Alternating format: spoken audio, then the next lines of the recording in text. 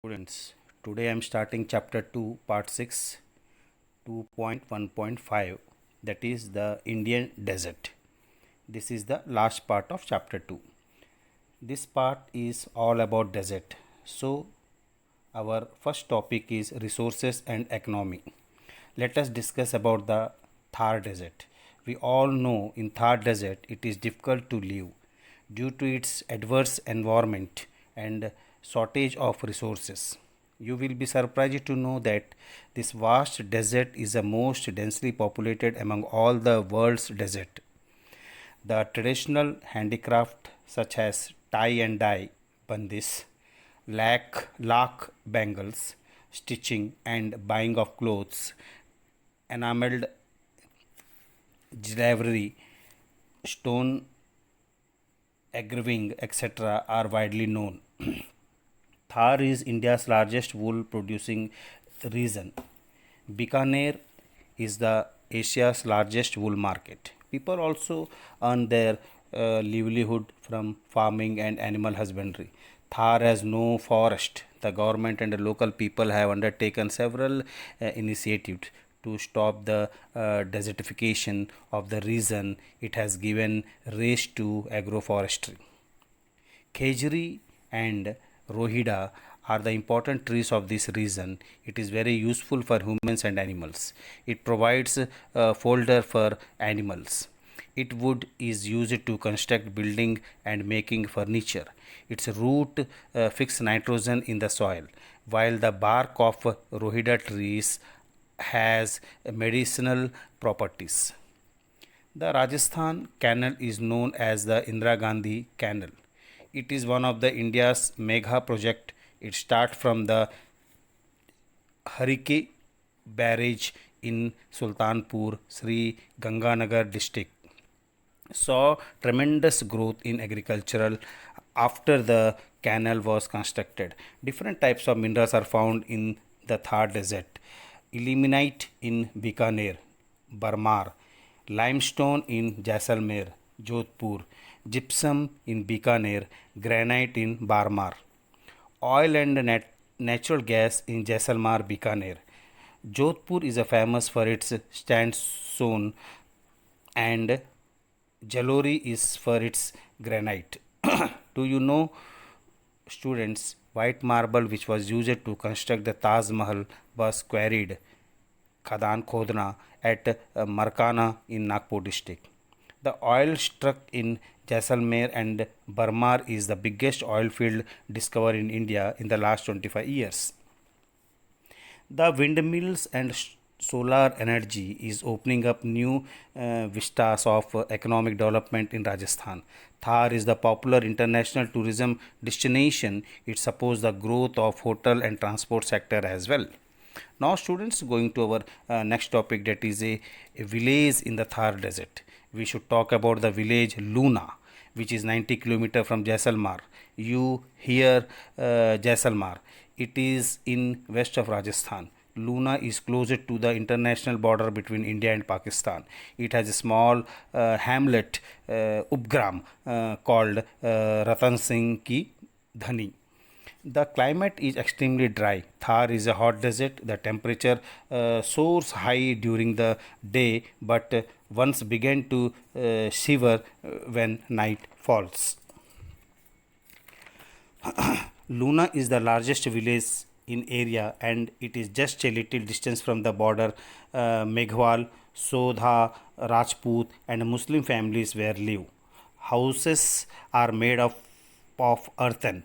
Some of them are modern houses. They have come up in the last few years. The three communities have their own settlement. They are called Vas. Each mohalla has its own common meeting place or baitak. There are 15 mohallas and 15 baitak. People facing the problem of water, ground water is available at the depth of 350 to 425 meter, but the water is saline, means khara. People depend on the government tube wells.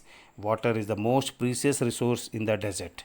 The clouds arrive in July, August and September, but float away without bring rain bringing rain. Sometimes it rains, but the raindrop evaporate before they touch the earth. It's rain for only 10 to 15 days in a year, and annual precipitation never exceeds 25 centimeter. People engaged in farming and animal husbandry. Some families engaged in rain-fed farming for 5 to 6 months in the year. The main crops are jowar and bajra. It requires little water for growth. Sheep, goat, cattle, and camel are the livestock. Animals are usually bred for sale. People have now started selling milk. The daily van comes daily to the village to collect milk. Apart from houses in the village, people have their own dhanis where they go with their livestock to feed them. My dear students, now let us come to the next topic, water conservation and management. Water is natural resources that is necessary for human, plants and animals. Due to human activities, overpopulation, industrial and economic environment, we are seeing water being exploited at a rapid rate. So it is very important to conserve water on local and global scale. Now we discuss about the methods of water conservation. Every citizen, society and government need to come together to take step to conserve water. We need to protect our water resources from being polluted by domestic and industrial waste. People should not bath or wash clothes near drinking water sources. Idols, murtiyan containing poisonous chemicals should not be immersed in water bodies. Weeds growing in the water should removed. Water can be redistributed from high rainfall area to low rainfall area through canals. Some other methods like water storage, population control, improved irrigation techniques, expansion of forest, judicious use of groundwater, water recycling. Okay children, now come to next topic, that is traditional water conservation method. Since ancient times, lakes, ponds, tanks, wells etc. have been built by the combined effect of the state and the public to alleviate the problem of water security. Traditional water conservation methods are being ignored at present. Many old water tanks and stepped wells and lakes have been filled over. These could have served to solve our present water crisis. Tanka is the traditional water storage method of the Thar Desert. Tankas are small underground wells.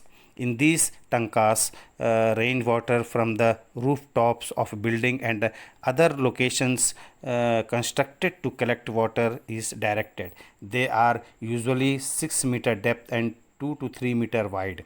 The outer wall of the tanka have filtered to clean the rain water. Many houses in Barmar, Jaisalmer and Bikaner have tankas. March 22 is celebrated every year as Water Conservation Day. Many techniques are adopted in view of the growing water crisis in modern societies. These include constructing dams and canals, implementing dip and sprinkler irrigation, treating polluted water and recycling wastewater, spreading public awareness about water conservation, etc.